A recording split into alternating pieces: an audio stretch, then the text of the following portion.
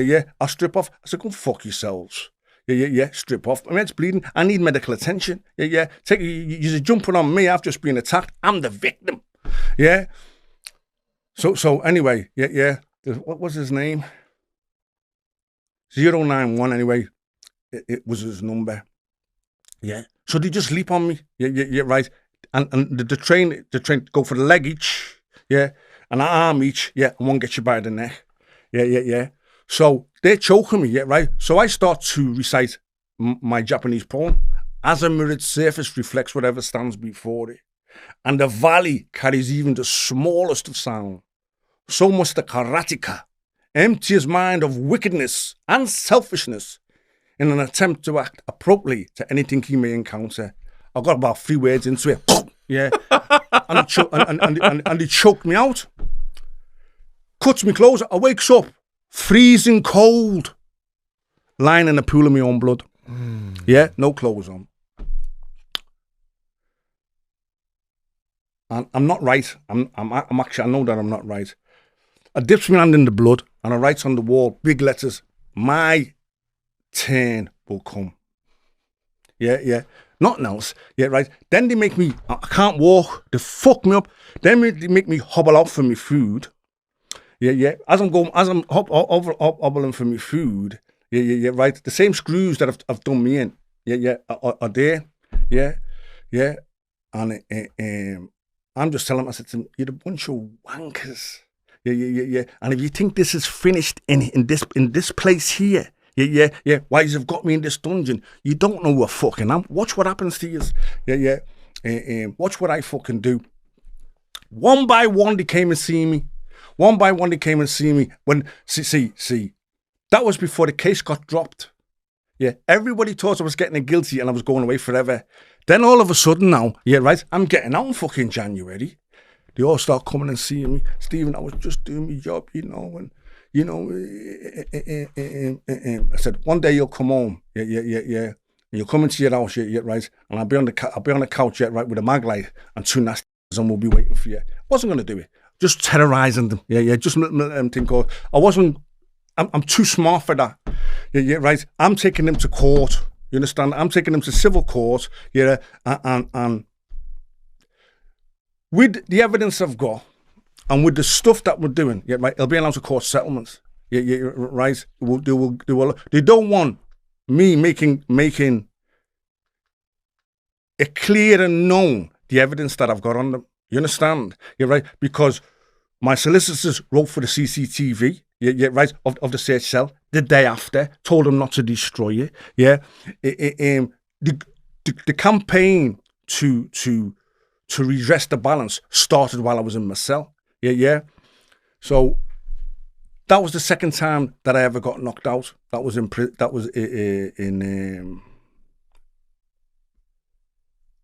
the block. Yeah, the block. It was B-wing, the block. Under the jail. Every jail I went to, I ended up in the block. Yeah. In Liverpool, there's a security governor called Governor Platt. Governor Platt is a twat. Yeah. And I'll tell you why Governor Platt's a twat. I wrote a poem about him. Yeah. This man, yeah. LP 0023, I think it is. Yeah, you're right. There's a kid called Sheppo over the cellar, over the way from me, yeah, and I can see him through the gap. Yeah, right.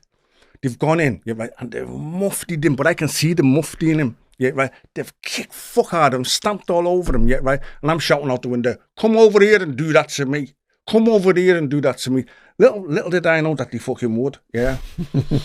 yeah, but not there and then. Yeah. So I've put an application in to get out of his jail. Yeah, right. I went out of that jail. I put an application to get out of that jail. But they come to security movers on the last day. So we've had dinner. And I can hear dogs barking all morning. I'm thinking, why is the dogs barking? Never talk nothing of it. Yeah, right. Why is the dog? And I'm freezing cold down there. Even though it was March, that was March, yeah. It was freezing cold. I had a towel wrapped around my head to keep my head warm. Yeah. And I got caught with my kicks down. Yeah, right. Because all I heard was, back of the cell, yeah. And a shield landing on me. Yeah. I can still feel the pimples off his glove on the left-hand side of my face, yeah, as they fucking whack me, yeah. And security moved me, yeah, absolutely.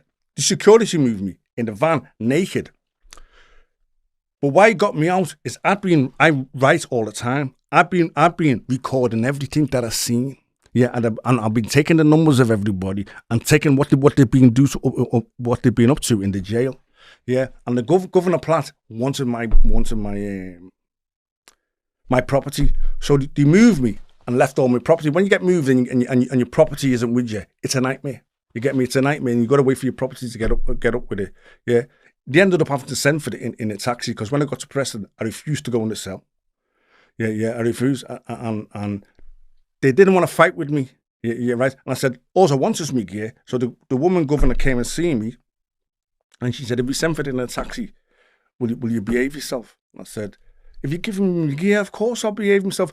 So I got my gear back because I had a pretty eventful time in prison. Yeah, right. And not from the inmates. Yeah, it was more to do with middle management, probation, and the screws, right? Because on Merseyside, yeah, right, the establishments, they all work hand in hand. Yeah, right. And from Joe Anderson, the mayor, right down to Bent. Yeah. Now, can I get in trouble for saying Joe Anderson's Bent? Well, you tell me what you think. Yeah. I run a project for the homeless called Project 89K. Yeah, where I housed and clothed 12 homeless people over the Christmas period 2015, from December 2015 to January 2016. Yeah, in one of my places that I had. Food, clothes, everything. We had cracking Christmas dinner. We done fireworks. We had cracking New Year's dinner. Yeah, right. And it was called 89K. Yeah, right. Because that's the money that he misappropriated to pay for his legal fees when he changed jobs. He wanted to get paid on 2 jobs. Yeah, and he took somebody to court, but he used council money to pay his legal fees. Him and his chief executive do it in all kinds of hot water. Then it just disappeared and got brushed under the carpet. Yeah, right. So the malfeasance on Merseyside is the way that they do business. Yeah, you're right. Because they were ignoring me when I was writing to them. Yeah, you're right. So when I was living in North London, Emily Thornberry was my MP. I went to the surgery to see her. She wrote to them, and they started to take me serious. Yeah, right. And I've got a couple of cases in the Royal Court of Justice. I've got the prison in there, and the police in there. Yeah, you're right. And I'm not really interested in the money. Yeah, I'm interested in exposing what they did. Yeah, you're right. But if they don't want me to go to court and do that, don't offer me chicken eye money. Don't offer me £30,000 after what you have done to me. You understand? Yeah. I'm looking for an American settlement. Yeah. I want to be the first black guy to get £1 million out of them. Yeah, right. Whether they get it or not, who knows? But I'm in that process, and here's the paperwork. Yeah, I'm in that process, and here's the paperwork. So people are wondering, how on earth do you stand tall in GP with a rape charge? Real man. Yeah. First off, not only am I a real man, yeah, right, I was innocent. Yeah. It would have been very easy for me to go on the numbers. Yeah. And just wait till the case collapsed, because it was a holding charge. I went in January, and the trial was in October. Yeah. So people were coming in 2 months after me, having the trials and going out. I knew it was a holding charge. I knew it wasn't going anywhere. Yeah, I never lost faith in that. Yeah. Now, I was 216. I was 56. Yeah, I was 56. Yeah, right. But you've got to remember, I'm English, British, European, and world kickboxing champion. My fighting record speaks for itself. Yeah, I've knocked 39 men out in street fights, competitions, and working on doors. Yeah. And when I argue with somebody, I tell them that. I say, and if you want to be the 40th, step forward. Yeah, right, because I'm 6'3", I'm 250 now. Yeah, I weigh 250. Yeah, and I know how to hit. Yeah, and I know how to hit with bad intention. Yeah, right. And if I hit you with either hand, yeah, right, on the face, it's over. It's over. I'm a heavyweight. You understand? Yeah, and you know what happens with heavyweights and punches. So, and I also had that reputation for I was the devil. Yeah, right. But I wasn't given that reputation, although I didn't get the notoriety I've got by being a punk. You understand? Yeah, because everything I will tell you, yeah, you're right, can be verified as true. Yeah, everything that I say to you, like look of the doorman, yeah, gold medal boxers, England captains, world champion fighters, yeah, right, yeah, fighting with guys that when they punch you, they do that, and the hands are moving back before it goes forward. They just get jabbed. Yeah, fighters call it fighting mugs. It's like fighting mugs. Yeah, right. A trained fighter with balls, yeah, the man that stands in front of you just looks at it and gets relaxed. Yeah, don't mess with him. He's going to hit you really hard. Yeah. So, and it was also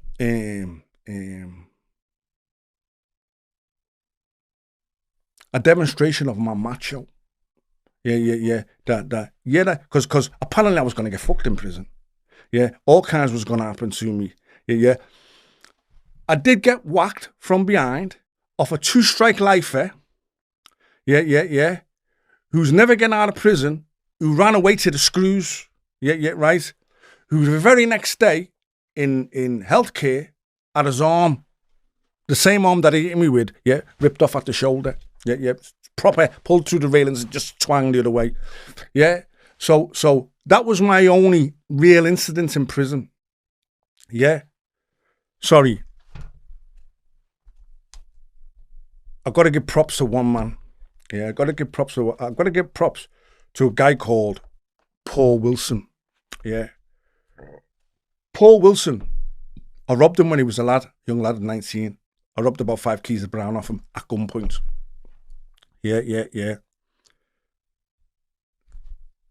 Terrorised him. He was a kid. I was a big man. Terrorised him. Took his drugs off him.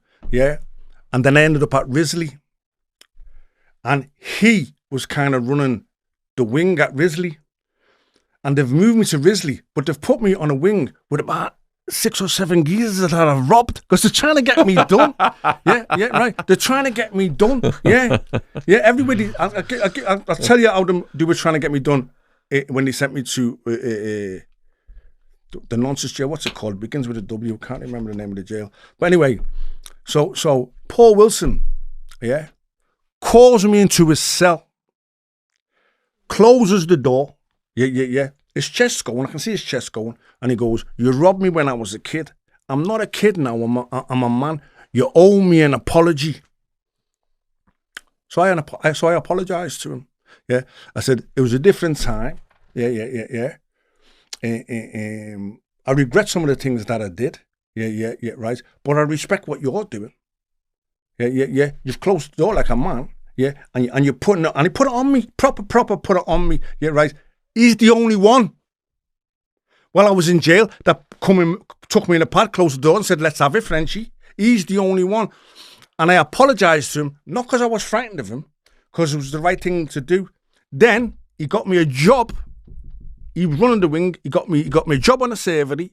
Yeah, right. And at Christmas, yeah, we had the most lovely Christmas pudding that he got in.